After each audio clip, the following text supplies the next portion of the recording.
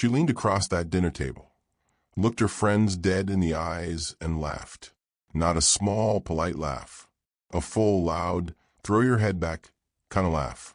And right there, with her friends all giggling around her like it was the funniest joke they'd heard all year, she said it. He's sweet, but honestly, he's so below my level.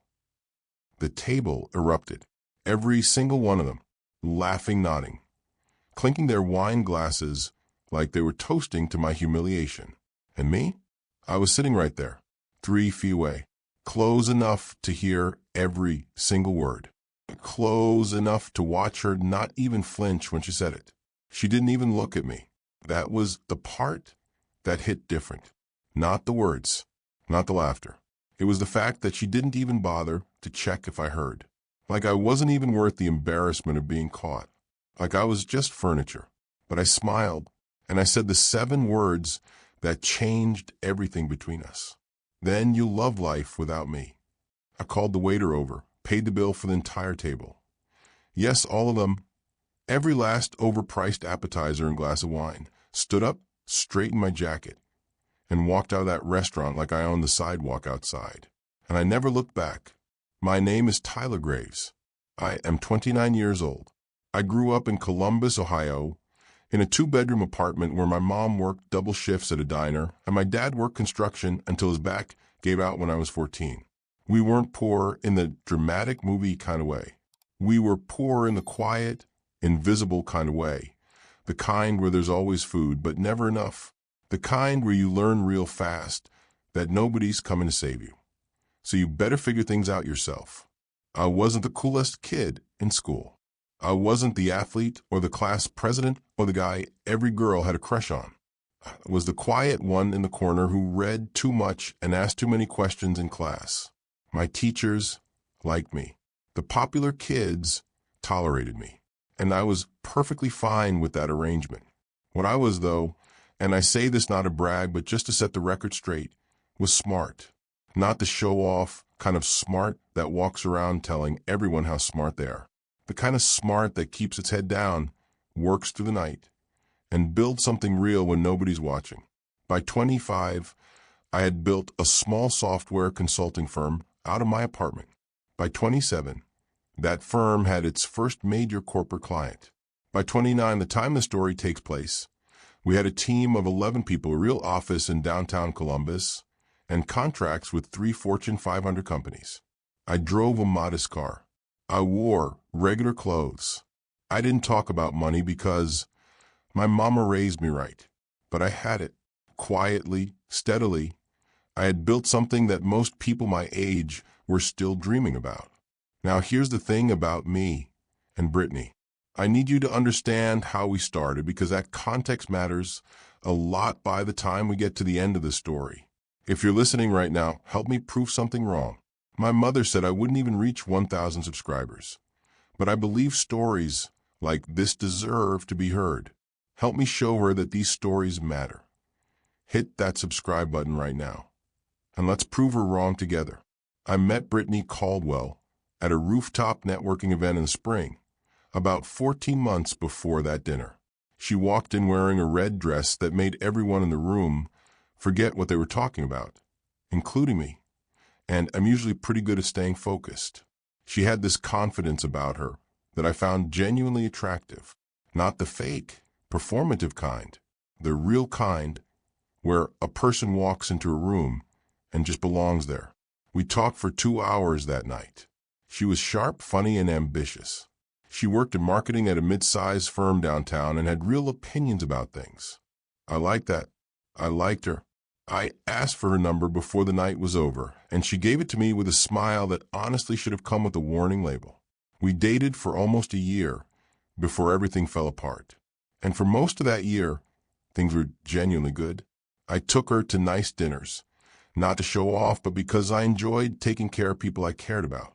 I met her friends, her coworkers, her mother. I was present. I was consistent. I was the kind of man that most people say they want until they actually get one. But here's where the cracks started showing. And I'll be honest, I saw them. I just didn't want to believe what I was seeing. Brittany had a very specific idea of what success looked like, and it looked like visibility, like the right zip code, the right car, the right Instagram grid, the right kind of people in your circle. She wasn't evil about it. She didn't walk around saying these things out loud, but you could feel it in the small moments. The way she'd get quiet when her friends talked about their boyfriend's jobs. The way she'd glance around a restaurant to see who was watching before she relaxed. The way she once very casually mentioned that she hoped I'd be thinking about leveling up my wardrobe soon. I let a lot of those things slide because nobody's perfect, and I genuinely cared about her. But there was one thing I never told Brittany, and looking back, I think that was my first mistake. She didn't know what my company was worth, not because I was hiding it, but because I don't lead with money. I never have. I introduced myself at events as a software consultant. I drove a 2019 Honda Accord that I genuinely liked. I lived in a nice but unremarkable apartment in a good neighborhood. I wore clean, well-fitted clothes, but nothing that screamed money. I didn't need the validation of flashing what I had, and frankly, I was a little old-fashioned about it. I wanted someone to love me for me before they found out about the rest. So as far as Brittany knew, I was a decent guy with a small tech business that was doing okay. And apparently, doing okay was not enough for Brittany Caldwell. The dinner happened on a Thursday night in October. Brittany had planned it weeks in advance. A group dinner with 4 of her closest friends at this trendy new restaurant downtown. The kind of place with $22 cocktails and portions small enough to make you question your life choices. I agreed to come because that's what you do when you're in a relationship. You show up, even when you'd rather be home in sweatpants watching football. I got there a few minutes early and took a seat at the end of the table. Her friends filtered in one by one: Jade, Monique, Priya, and Cassandra. I'd met them all before. They were polite to me the way people are polite to someone they don't fully respect. Perfectly pleasant, perfectly distant. Brittany arrived last, looking stunning as always, kissed me on the cheek, and sat down. Dinner started. The conversation was fine. Work gossip, weekend plans, someone's upcoming trip to Miami. I mostly listened, added a comment here and there, laughed at the right moments. I was being a good sport. Then the wine came, and then the second bottle of wine came, and somewhere around the 3rd round of drinks, Brittany's filter went on vacation. I had stepped away from the table for a few minutes, bathroom run, quick check of my phone for a work message from one of my clients. When I came back, I stopped just outside their line of sight because I could hear my name being said. Not called, said.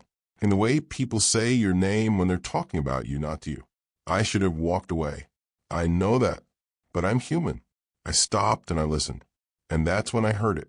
Brittany was leaning forward, wine glass in hand, voice just low enough to feel like a secret, but loud enough to carry. She was talking to Jade and Monique directly, but the whole table was in on it. "Tyler's sweet, I genuinely like him," she said.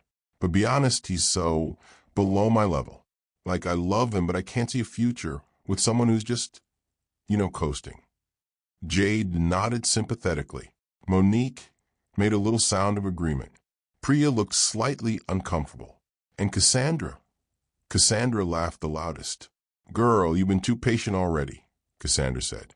"You need someone who matches you." More laughter, more nodding, more wine.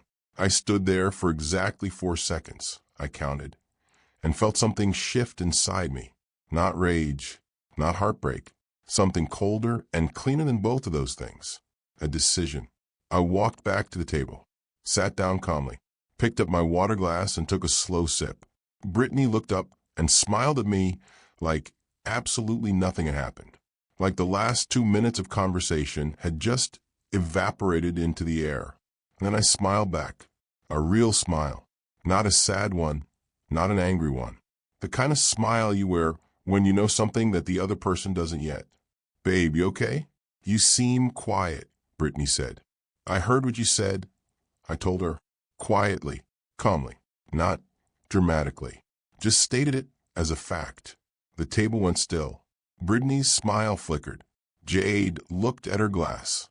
Monique suddenly found the menu very interesting. Tyler, you said I'm sweet, but below your level, I continued. No raising of my voice, no trembling, none of that. Just easy, steady words. I think that's probably true.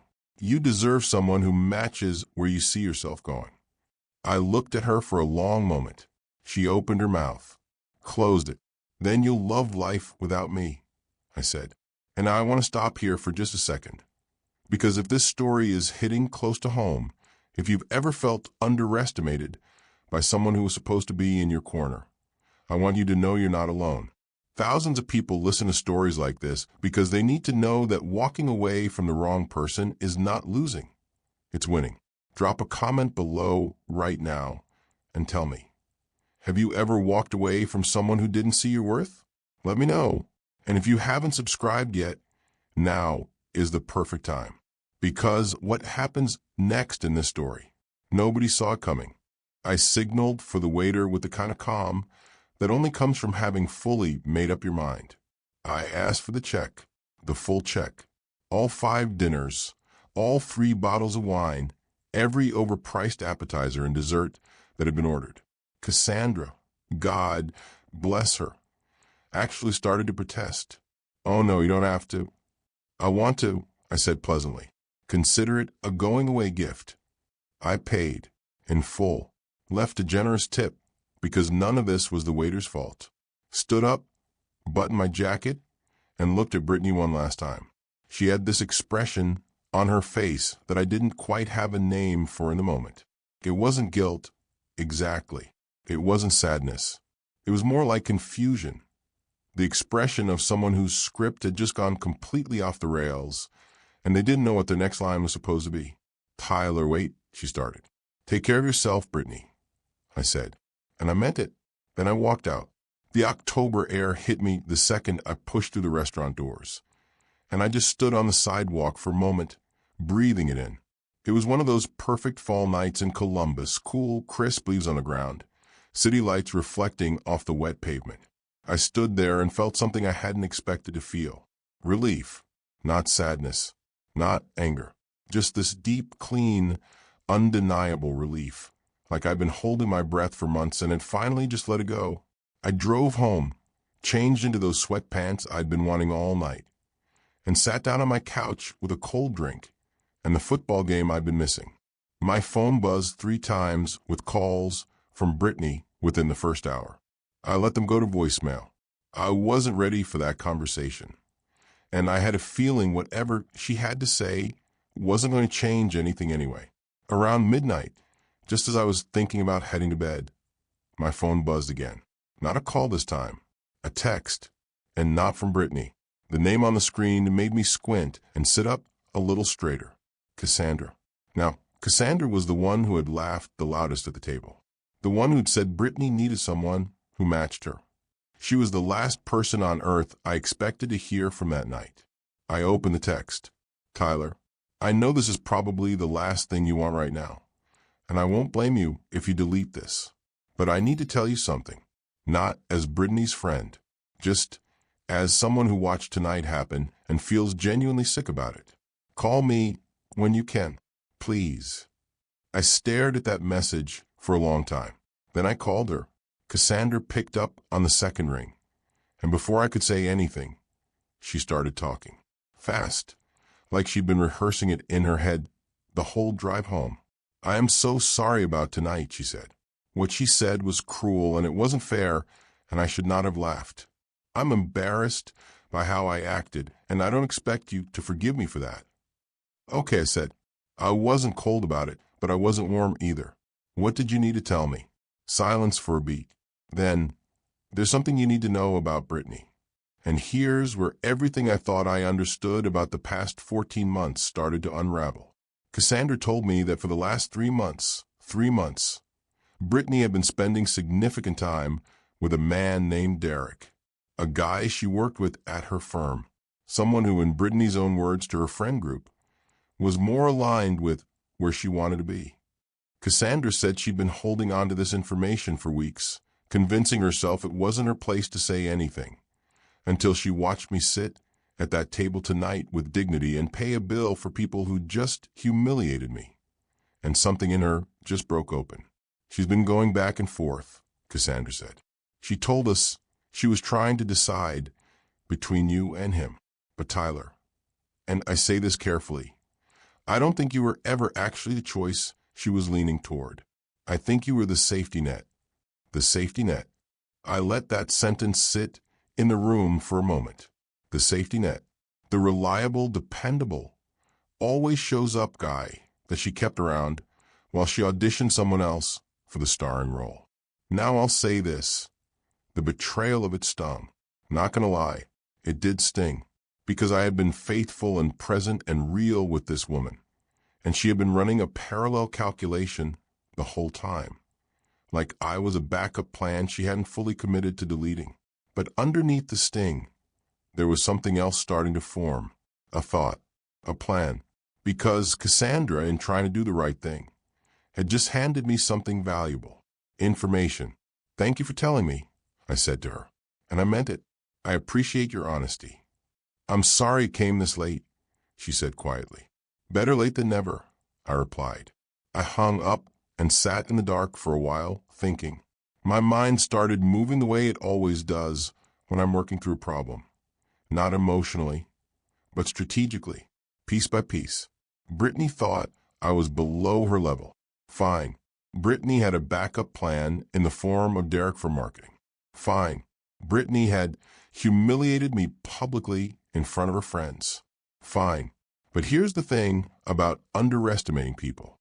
It only works if the person you underestimate stays small, if they stay quiet, if they stay in the box you put them in. And I had spent 14 months in Brittany's box, the modest car, the regular clothes, the small tech business, doing okay box.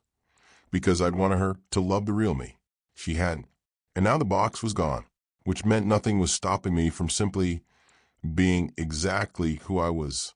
The opportunity I'd been carefully keeping under wraps came 6 weeks later. And when it arrived with perfect, almost poetic timing.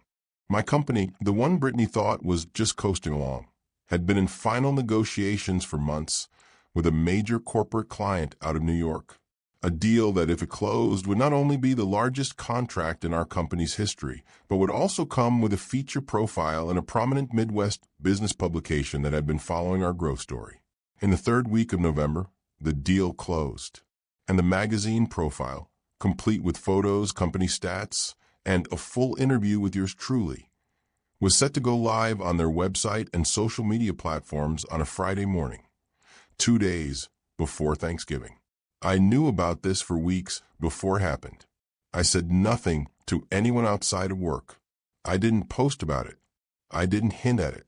I didn't send it to Brittany or to anyone connected to her. I just waited. I had moved on with my life since that October dinner. Genuinely moved on. Not the fake kind where you're checking someone's Instagram every 20 minutes and calling healing. I'd thrown myself into work, spent more time with my family. Gone on a few casual dates that reminded me that there were plenty of interesting, grounded women in Columbus who didn't need a man to prove his worth before they'd respect him. I was good, better than good, honestly. Brittany, for her part, had called me 5 times in the first week after the dinner, sent a handful of texts. Nothing particularly remorseful. More along the lines of, I think you overreacted and we should talk about this like adults. When I didn't respond to those, the attempts slowed down and eventually stopped, which told me everything I needed to know about how devastated she actually was. Still here? Good. Because this is a part of the story where everything flips upside down and the person who was so sure they were on top finds out exactly where the ground is. Before we get there, though, if you've been listening from the beginning and you haven't subscribed yet, now is really the time. This channel is built on stories that remind you that quiet dignity always wins in the end. Subscribe, hit the bell, and let's finish this story together. The magazine profile went live on a Friday at 9 in the morning. By 9:15, my phone was ringing off the hook. Colleagues, old contacts, clients, people I hadn't spoken to in years, all congratulating me, all mentioning the article. By 10 o'clock, the publication had shared it across their social media, and it was being picked up by a couple of regional business news accounts. My name, my face, and the real story of what I'd built were now very, very public. I was in a morning meeting when my assistant stuck her head in and whispered that I had a lot of messages. I smiled and told her I'd get to them later. I was in the middle of something. I didn't hear from Brittany until that Saturday afternoon. The message came in as a text, and I want to read it to you carefully because every single word of it is a masterpiece of a person trying to backtrack without technically admitting they need to backtrack. Hey, Tyler, I saw the article. Congratulations, seriously, that's a huge deal. I always knew you were capable of great things. I've been doing a lot of thinking, and I really feel like we ended things in the wrong way. I miss talking to you. I miss US. Maybe we could get coffee and just talk? No pressure. I just think we gave up too quickly on something that was really special. I read it twice. Then I put my phone face down on the kitchen counter and went and made myself a sandwich. I want to be very honest with you about what I felt in that moment, because I think it matters. Part of me, a very small part, the part that had genuinely loved this woman for a year, felt a little sad. Not because I wanted her back, but because of the specific sadness that comes from seeing someone confirm your worst suspicion about them. I had hoped quietly that Brittany was a good person who had a bad moment. But this text was not the message of a good person having a moment of clarity. This was the message of a person who had just seen a number and recalculated. Derek from marketing, I imagined, had suddenly gotten a lot less interesting. I sat with the text for a full day. I did not respond in the heat of the moment because I'm not a heat of the moment person. I never have been. I let things settle, let my thoughts get clean, and then I act from that clean place. By Sunday morning, I knew exactly what I wanted to say, and I knew exactly how I wanted to say it.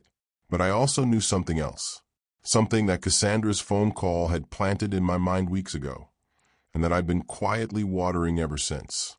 Here's the thing about Brittany's text. It asks for a chance to talk, and talking is fine. But talking doesn't do much when the person on the other side of the table doesn't fully understand the weight of what they threw away. For that, you need a different kind of conversation, the kind that doesn't happen in words. I had been invited months ago, back when Brittany and I were still together, before any of this happened, to a charity fundraiser gala being held at a downtown hotel the first Saturday of December. A formal event, the kind of thing my firm had been sponsoring for 2 years running. I had put it on my calendar and then mostly forgotten about it in the chaos of the past couple of months. When I pulled up my calendar that Sunday morning and saw it sitting there, 8 days away, I felt something that I can only describe. Nadia was someone I'd known since college, whip-smart, effortlessly stylish, successful in her own right as an architect, and the kind of person whose presence in a room shifts the whole atmosphere. We'd gone on 2 casual dates a few weeks after the October dinner and decided we were better as friends, but the friendship was real and solid, and she genuinely had my back. When I explained the situation to her and asked if she'd be my date to the gala, she was quiet for about 2 seconds. "Oh, I am absolutely doing this with you," she said. I laughed. "It's not about making anyone jealous," I told her. "I just want to show up as myself, fully, for the first time in a while." "Tyler," she said, "baby, I know. But also, we're going to look incredible. That's just a fact." She wasn't wrong. Now here's the part one need you to understand about this gala, because this is where the twist that nobody saw coming actually lived. When I'd RSVP'd to this event back in September, I hadn't known that Brittany's firm was one of the other sponsors. I found this out from the event program that arrived in my email the week before. Brittany's marketing firm was listed right there in the sponsor acknowledgments, which meant there was a very real chance that Brittany and possibly some of her colleagues would be in attendance, including potentially Derek. I filed this information away and said nothing to anyone. I just made sure that my suit was sharp, my shoes were polished, and that I was exactly, precisely, unhurriedly myself. The night of the gala came. Nadia showed up at my place looking like she had personally designed the concept of elegance. And together we drove to the hotel in my other car, not the Honda Accord, but the one I kept in the garage for events. A black Mercedes that I had bought 2 years ago and almost never mentioned because that's just not how I moved. We arrived, walked in. And the first person I saw, the very first within about 90 seconds of walking through the main doors, was Jade, Brittany's friend Jade, standing near the bar, holding a champagne flute and looking at me with an expression that cycled through about 4 emotions in the span of 2 seconds. Surprise, recognition, calculation, and then a very deliberate, very obvious glance at Nadia. I smiled at Jade, gave a small nod, kept walking. I ran into Monique about 20 minutes later near the silent auction tables. She recovered faster than Jade did, managed a smile and said, "Tyler, hey, you look great." I thanked her. Nadia was charming to her. We moved on. I knew Brittany was somewhere in the room. I could feel the way you can feel a shift in the temperature. But I didn't look for her. I went about the evening exactly the way I would have gone about it if none of this had ever happened. I talked to clients, greeted colleagues, bid on a couple of auction items, laughed with Nadia, and had what was genuinely a very good night. It was during the cocktail hour, about an hour in, that I finally saw her. Brittany was standing about 30 feet away in a black dress, talking to a man I didn't recognize but could reasonably guess was Derek. He was tall, wore an expensive watch, and had the particular energy of a man who believes he is the most impressive person in any room he enters. Brittany was laughing at something he said, her hand on his arm. I watched for about 3 seconds. Then I turned back to my conversation. Here's the thing about revenge that the movies get wrong. They make it look loud and dramatic, the big confrontation, the cutting speech, the moment where everyone gasps and the villain is publicly destroyed. And look, I won't lie. Those movies are very satisfying to watch. But in real life, real revenge is quiet. It's calm. It's the moment where the person who underestimated you sees who you actually are in the most undeniable way possible. And there's nothing they can say or do to rewrite the past. Brittany's moment came about 20 minutes later. The event organizers were doing brief remarks, acknowledging the sponsors. The MC called up representatives from each sponsoring organization for a photo opportunity and a short acknowledgement. I had been warned about this in advance and told it would be brief. My firm's name was called. I walked up to the small stage area calmly, shook the MC's hand, smiled for the photo. The MC said a few words about our company, mentioned the contract we just closed and referenced a magazine profile. Specifically called it one of the most exciting growth stories in Columbus business this year. Polite applause. A few whoops from people I knew. I stepped back to the side of the room and glanced, just once casually, in the direction where I'd last seen Brittany.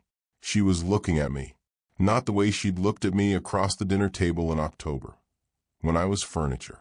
Not the way she'd looked at me in her text message, calculating the new math.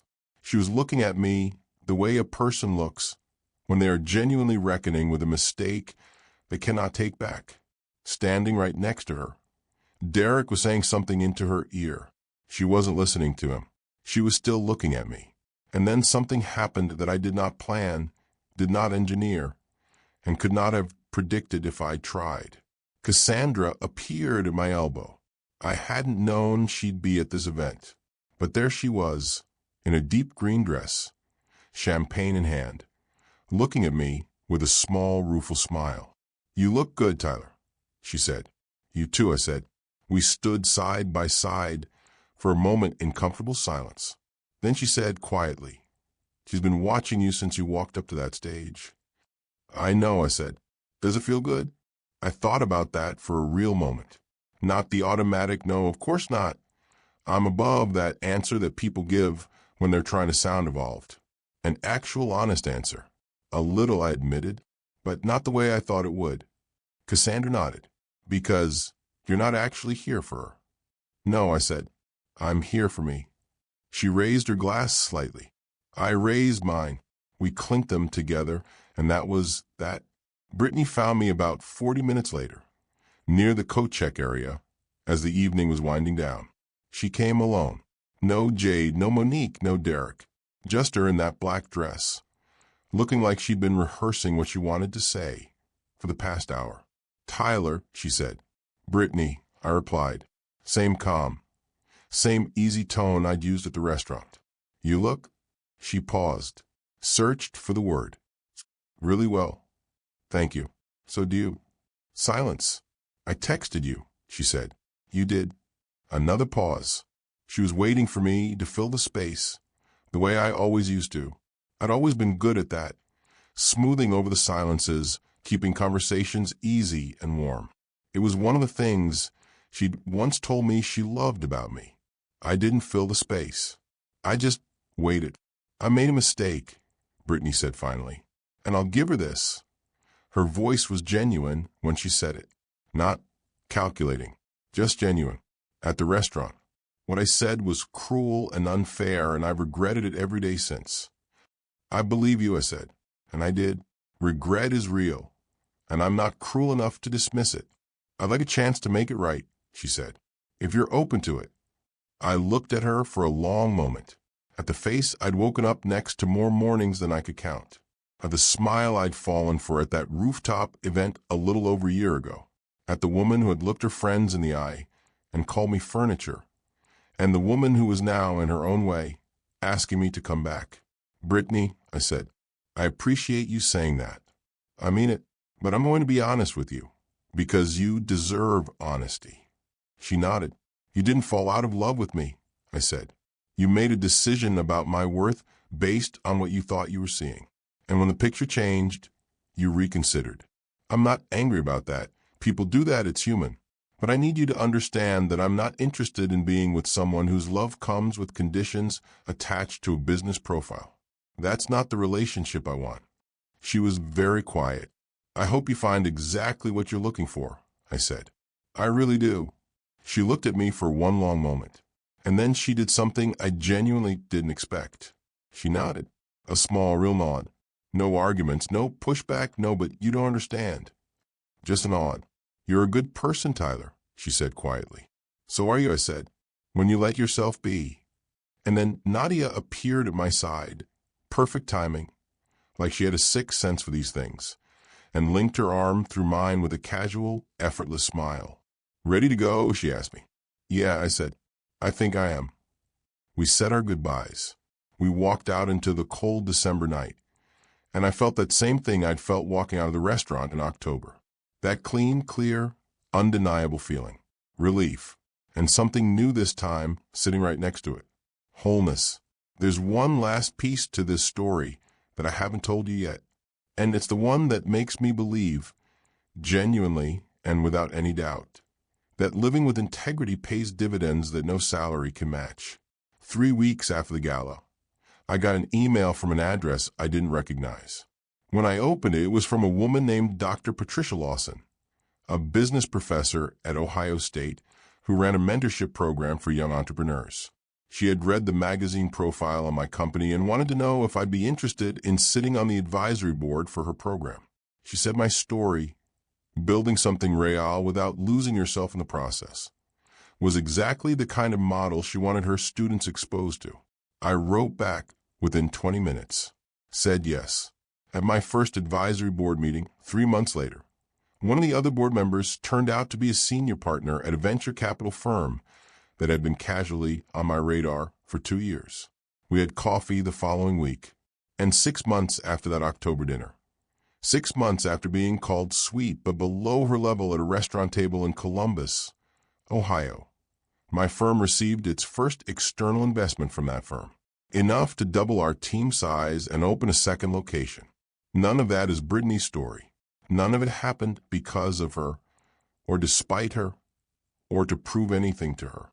It happened because I kept doing the work, kept being who I was, and refused to make myself smaller to fit someone else's ceiling. But I'd be lying if I said I didn't think about that October dinner when I signed those investment papers. I sat at my desk, and I thought about that table and those laughing faces and the sound of glasses clinking over a joke made at my expense. And I thought about how the most powerful thing I did that entire night wasn't the exit speech or paying the bill. It was deciding quietly and firmly that I would never again let someone's limited imagination of me become the story I told about myself. Brittany thought she was laughing at a man who was below her level. She was actually laughing at a version of me that I had generously, patiently, mistakenly made small enough for her comfort. The real version, the one that showed up at that gala, the one whose name went in that magazine, the one who is sitting here telling you the story, was never below anyone's level. He just hadn't decided to stop hiding yet. And as for Derek, for marketing, last I heard, and I only know this because Cassandra and I'd actually become genuine friends by this point, because life is funny like that. Derek got promoted, started spending more time at the New York office, and the relationship Brittany had been so carefully cultivating quietly fizzled out somewhere around February. I didn't feel smug about that. I felt something closer to peace. The peace of a man who made the right call, stayed in his lane, and let life sort out the rest. And Cassandra? She ended up becoming a real friend. Not a romantic thing, just a real, genuine, honest friendship built on the foundation of one late-night phone call where she chose to do the right thing when it was uncomfortable. Those friendships, the ones that start with someone having the courage to be honest even when it costs them something, those are the ones worth keeping. Nadia, for her part, has heard this story retold at more dinner parties than either of us can count. She claims she deserves an executive producer credit. She's not entirely wrong. And me? I'm doing exactly what I've always done. Showing up, doing the work, staying true to what I know matters. The office is bigger now. The team is better. The car is still the Honda Accord most days because I still like that car and I have nothing to prove to anyone. The only difference now is that when I walk into a room, I don't leave any part of myself in the parking lot to make someone else more comfortable. That, I think, is the only revenge that ever really lasts. Not the kind that burns things down. The kind that quietly, steadily builds something so solid and so real that no amount of laughter over a dinner table can touch it. She laughed and said I was below her level. And I think what she meant was that she'd never actually looked up far enough to see where I was standing. But that's okay. I don't need her to see it now. I already know. Thank you so much for staying with this story all the way to the end. That genuinely means the world. If this story hit something real in you, if it reminded you of a time someone underestimated you, or if it just gave you that good feeling of watching quiet dignity win in the end, drop a comment below and tell me about it. And if you haven't subscribed yet, please do it right now. Every single subscriber is someone who believes that stories like this, stories about self-worth, about walking away, about building something real, deserve to be told. Don't forget to hit the like button. Share this with someone who needs to hear it today. And I'll see you in the next one.